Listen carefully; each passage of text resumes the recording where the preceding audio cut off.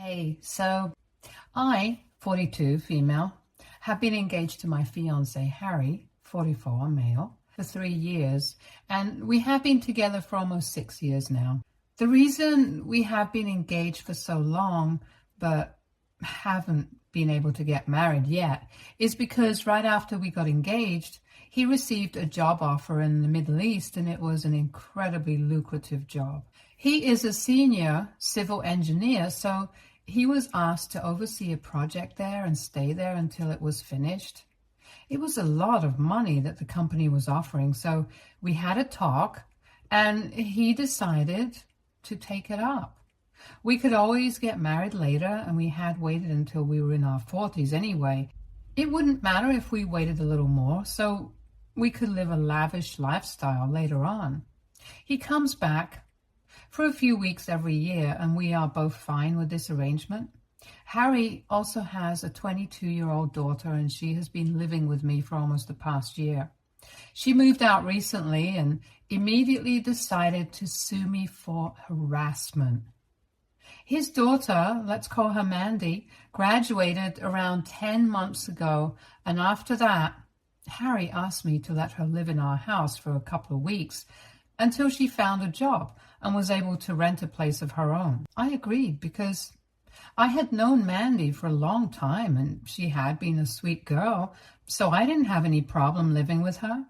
Also, it was initially just supposed to be an arrangement for a couple of weeks, but weeks turned into months and she refused to do anything about it. Once she moved in with me, she was very grateful for the first couple of weeks, but then I started realizing that she had taken absolutely zero initiative to actually go out and search for jobs.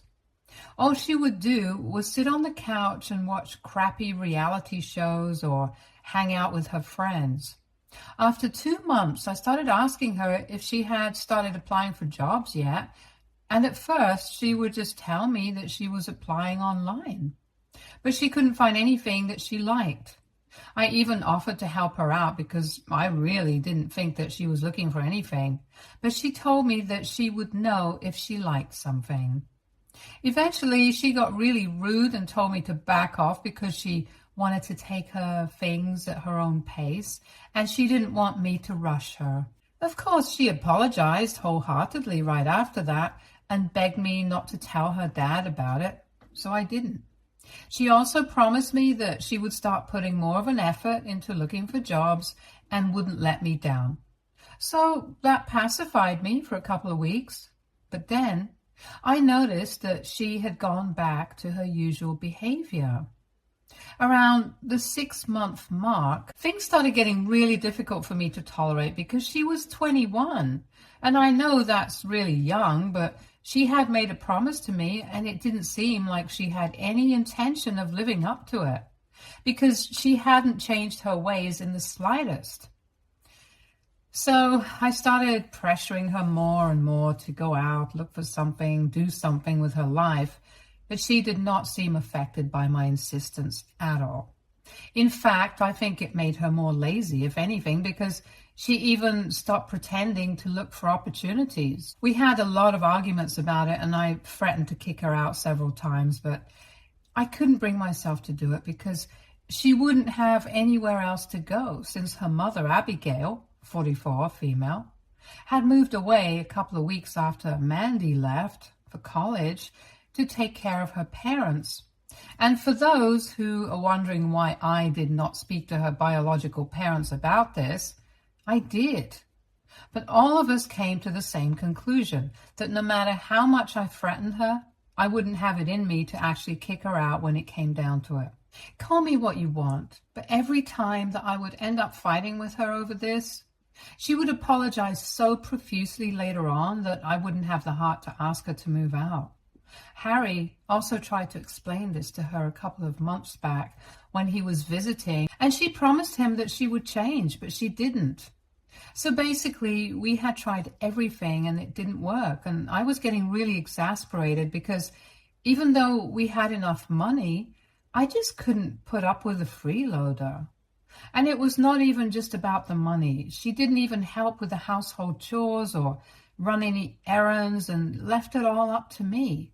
It was the principle of the thing that bothered me so much, and some days back, I finally decided to confront her about it once and for all.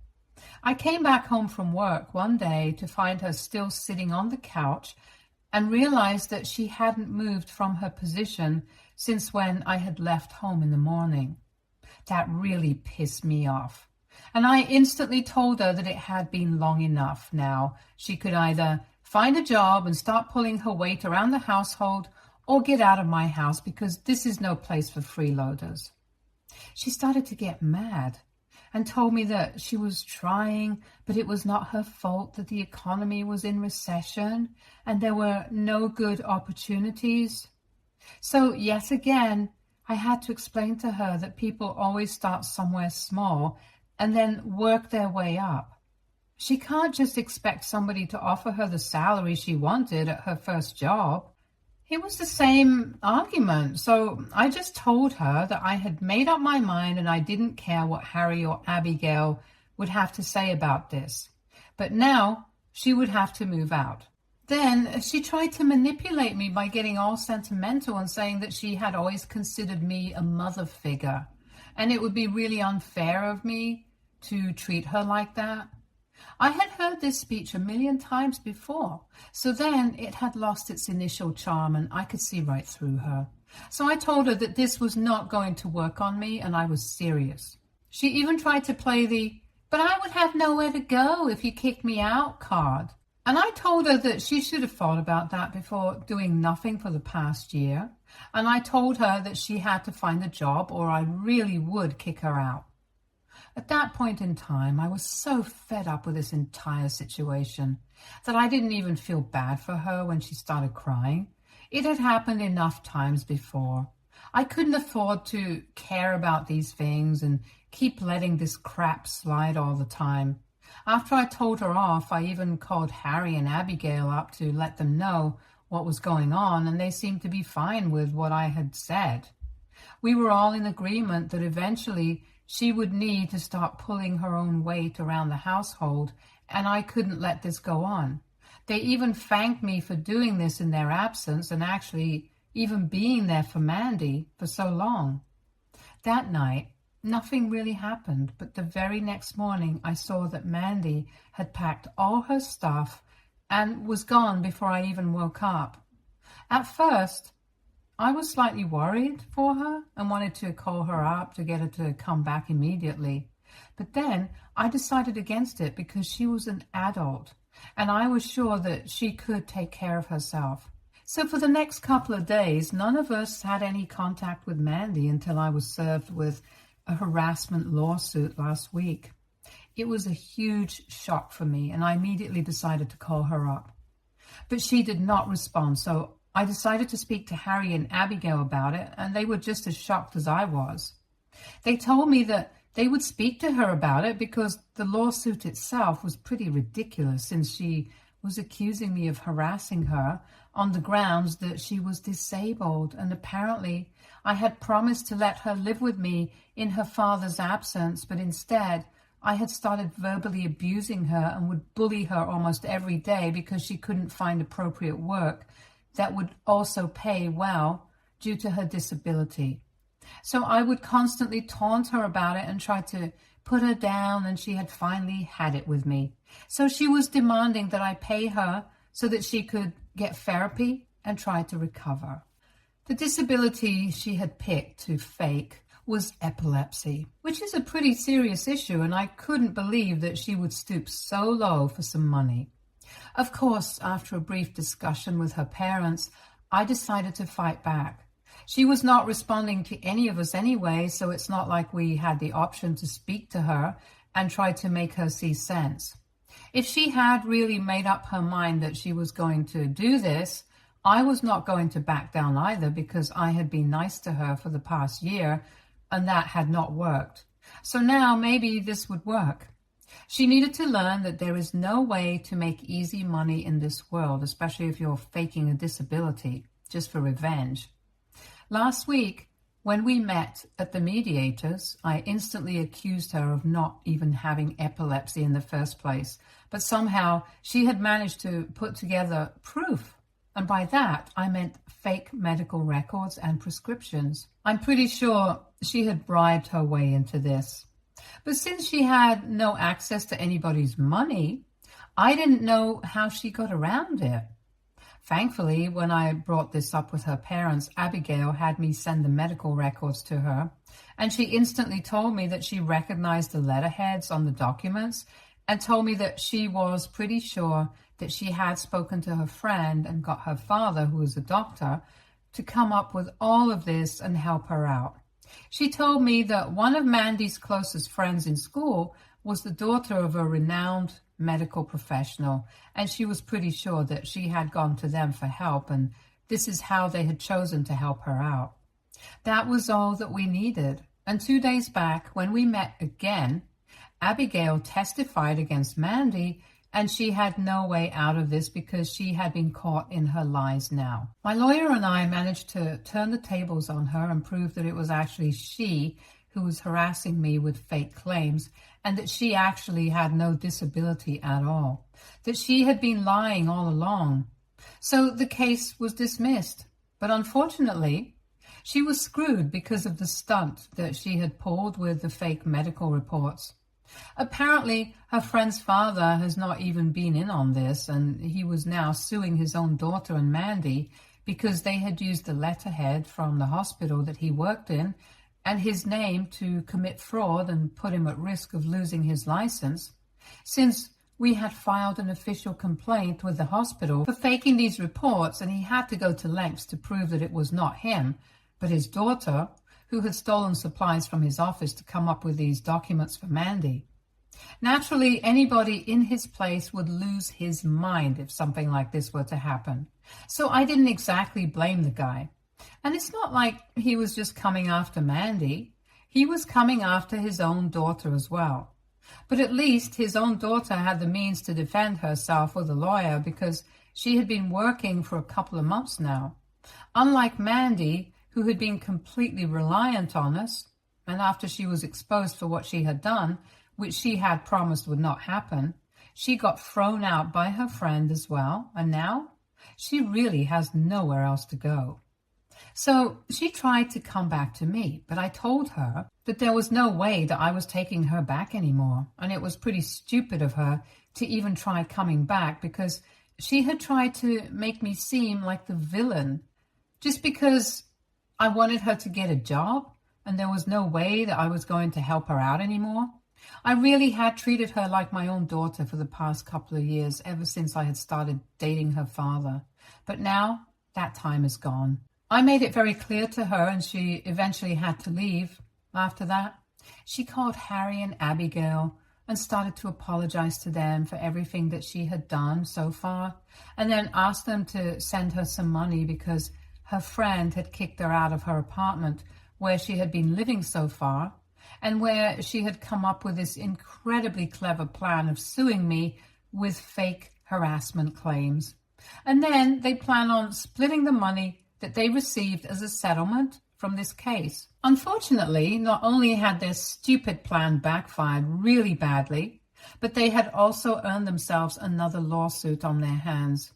But only this time, they were the ones who were in trouble, and she was screwed now because while I had never done anything to harass Mandy, the lawsuit against her and her friend were all based on true claims, and fraud is a pretty serious charge. Anyway, all of that has been happening, but I have stayed out of it because it's really none of my business anymore. However, Mandy sent me a text saying that she really needed my help and said that I was kind of responsible for all of this in the first place because I had threatened to kick her out instead of asking nicely. I guess she forgot that I had been asking her nicely for a couple of months before. I finally got down to business and I said that to her, but she responded to that by saying that it was ridiculous of me to do so because I, as a banker, and Harry, with his great job in the Middle East, had enough money to support her. But instead of that, we were being stingy and accusing her of being a freeloader when we were just cheap misers And that's what she had been mad about initially and had blown everything out of proportion. But at the end of the day, she wanted me to really ask myself if her living with me had been such a financial strain on me that I had to be so cruel towards her. And now I'm wondering if AITA, because I kicked out my fiance's daughter after she refused to get a job for almost a year. Update 1. Hi. Thank you so much, everyone, for all the lovely messages that I have been receiving. And also for the not so lovely ones, since a lot of you said that Harry, Abigail, and I were pretty spineless for the past year since we hadn't kicked Mandy out when we initially realized that she was being a freeloader and really had no intention of getting a job after college. And a lot of people think that we were being too hard on her since it's not like we were struggling with money and couldn't afford to support her financially. So forcing her to get a job and kicking her out if she refused seemed very unnecessary and harsh. Let me just clarify that the reason we had found it so difficult to kick her out or be hard on her initially was not because she had always been a sweet girl as a teenager. And that's the version of her that we were mostly used to. But after college, I guess she has changed and become very jaded. Even though I'm not a biological parent, I did feel very emotionally connected with her because I lived with her for almost 3 years before she left for college. And it was hard for me to be hard on her because I'm naturally a very soft-hearted person. I guess the real problem was that Mandy thought that she could take my kindness for granted and do whatever she wanted. And as for the people who were mad about the fact that we wanted her to get a job, even though we are pretty well off, it's really not just the money that we're concerned about. We wanted her to learn how to be responsible and live a life on her own. Also, being a freeloader doesn't always mean that she doesn't contribute to the household financially. But she never even bothered to contribute in any other way. She never offered to run any errands for me or do any of the chores for me. And I would have to do it all by myself, even though I used to be really tired after coming back home from work. And then I had to do twice the work that I would have had to do usually, now that there was another person living with me.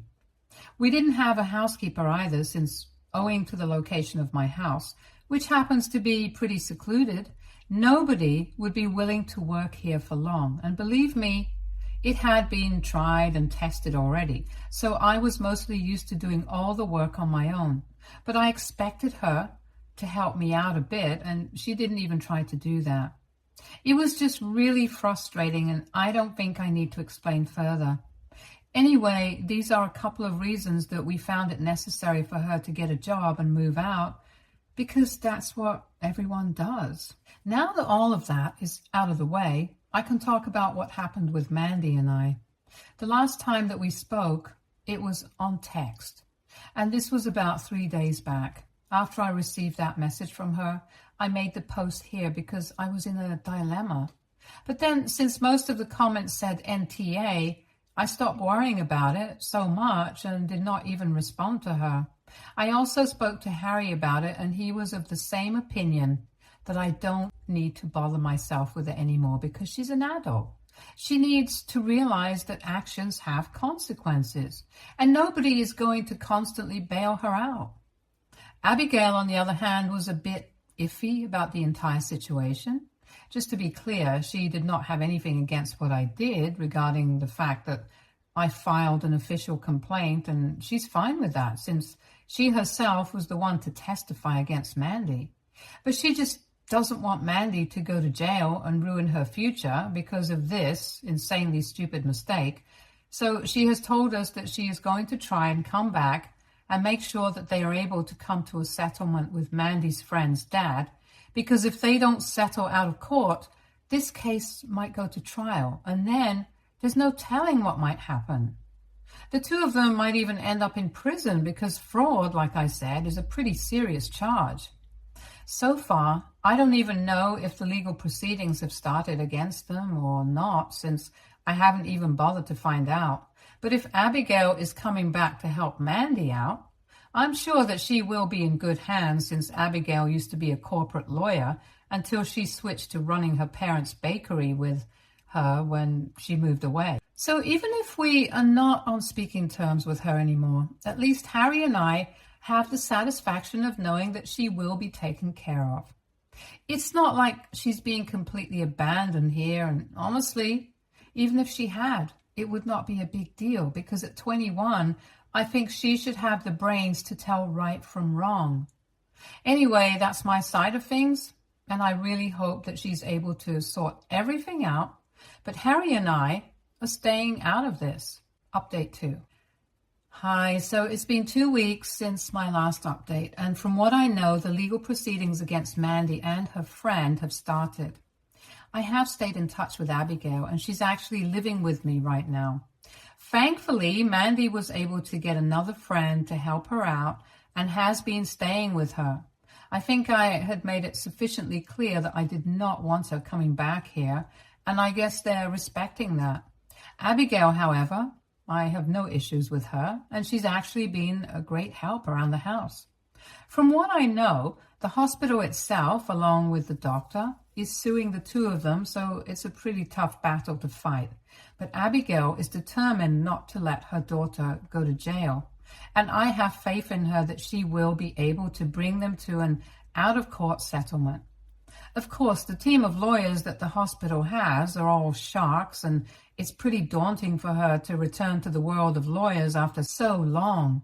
But it's good to see that even though she's a bit rusty, it's her motherly instincts that are keeping her going because she knows that she has to protect Mandy. We have had a discussion about this recently since she seemed very overworked, and I just couldn't help myself but ask her why she was so determined to keep Mandy out of prison when she knew that what she had done was really wrong. And if she had to spend a couple of months in jail, she probably deserved it and would be much better off. Because when she was out, she would know her actions have consequences, and she just can't get away with everything. Abigail told me that she could understand why everybody was so upset with Mandy, but at the end of the day, she couldn't let her daughter go to prison.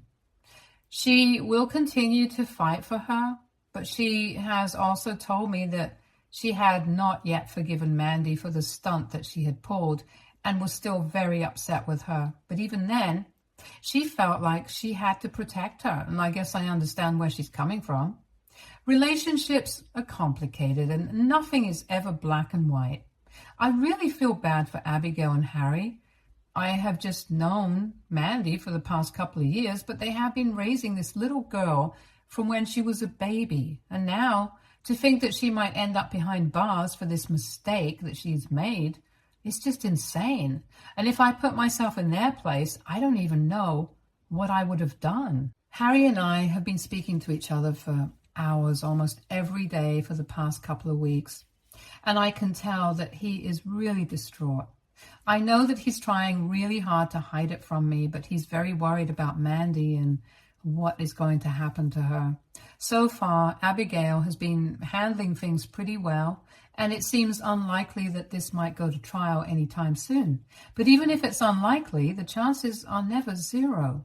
I have been doing my best to comfort him, but every time I start talking about Mandy and what's going on with her, he tells me that he doesn't want to hear it because he's far away from home at the moment, and it's just going to stress him out even more. So we talk about other things, but I know that he's thinking about her, and I so desperately want him to know that everything is going to be fine. But the sad part is, even I don't know that for sure. I feel really bad because if Mandy had never acted out that way initially, she wouldn't be in this mess right now. I do feel slightly responsible. I know this is not my fault, but then part of me can't help but think what might have been if I hadn't filed a complaint with the hospital. But I know it's pointless to think about these things, so I try to keep these thoughts at bay and just try to focus on my work. I guess that's what everybody's doing at the moment, to deal with all of this, because no matter what, all of us have really been emotionally attached to Mandy, and we never would want anything bad to happen to her. Anyway, all I can do is drown myself in my work and hope for the best. It's not like Mandy and I are on speaking terms right now, so I cannot comfort her, and I'm sure that I wouldn't even want to speak to her at the moment. Everything is still pretty fresh at the moment, and I cannot forget the fact that she hasn't tried to reach out to me or even apologize for anything that she has done.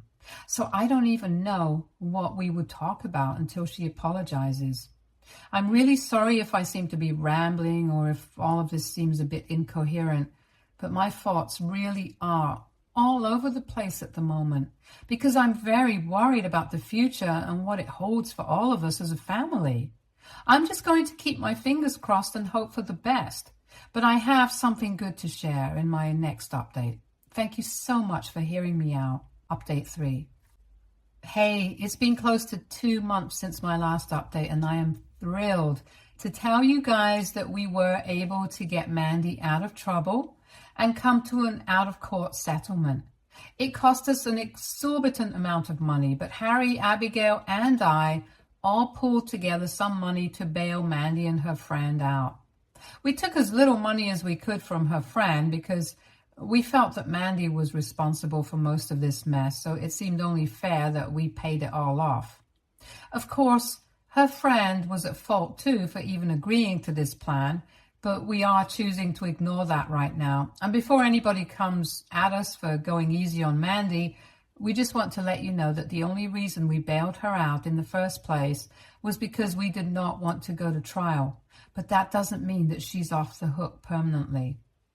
Before we cleared the amount, we made her sign a legal document that she would pay us back the entire amount that she owed us in full once she had a job. She could choose to pay it all back in installments or all at once. That was up to her. But within the next 5 years, she would have to make sure that we received the money that she owed us. After the settlement, she sent us all an email saying how sorry she was for everything that she had to put us through and that she was grateful for our help. She promised that she was going to try and do better and not be such a brat anymore. And the first step in order to do that was to actually get a job. So she has been working as a secretary in a firm for the past couple of weeks, and she keeps all 3 of us updated through emails. I haven't seen her since the day that she signed the document stating that she would pay us back the money in the next 5 years, and our relationship is still very strained. But maybe with time, these scars will fade as well. For now, I'm just glad that she's stepping up and taking life seriously. She has had a really close call recently and almost destroyed her life once. I'm sure that she will not do anything to risk it anytime soon. Update 4. Hey, so it's been 2 years since I even logged into this account the last time. But anyway, a couple of months back, I finally got married. Harry finished his project and returned at the end of last year, and then we immediately decided that we had to get married as soon as possible. We were also able to sort of mend our relationship with Mandy after a lot of conversations and apologies from her end to us. So she was obviously present at the wedding. I wouldn't say that we are back to normal and everything is great, but we are working on it. She has been doing well in her career and is growing up to be a responsible person, which we are all thankful for. Stay tuned for more stories from our girl